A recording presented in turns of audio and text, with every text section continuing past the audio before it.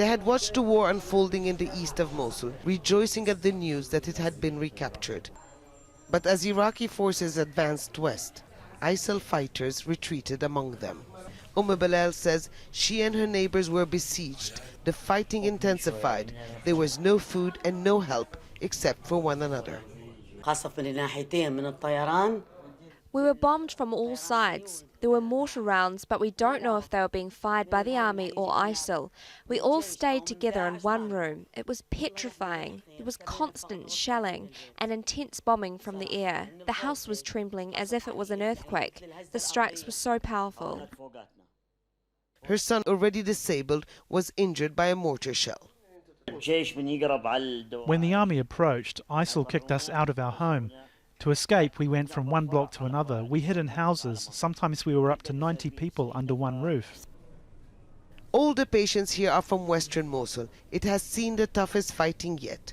From room to room, they tell stories of frequent airstrikes. Ahmed says it's the aerial attacks that are causing most casualties.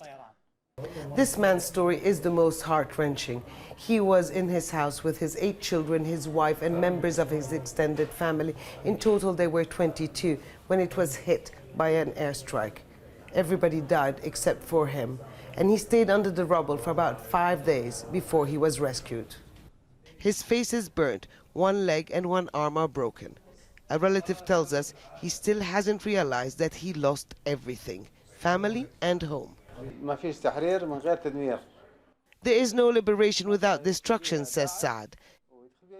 His cousin Ghanem is lying in bed too weak to talk. He broke his leg and shrapnel tore through his abdomen. Wherever there's the army and ISIL, everything turns to rubble. ISIL sets everything on fire before retreating.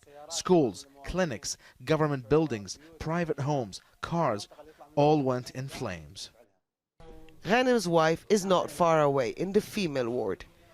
She's just come out of surgery. Their son Zakaria complains about the stitches. He's restless and longs to see his father. So Saad carries him through the dim corridor, and Zakaria finally settles down. A moment of joy for a father and son in pain. Hoda Abdel-Hamid, Al Jazeera in northern Iraq.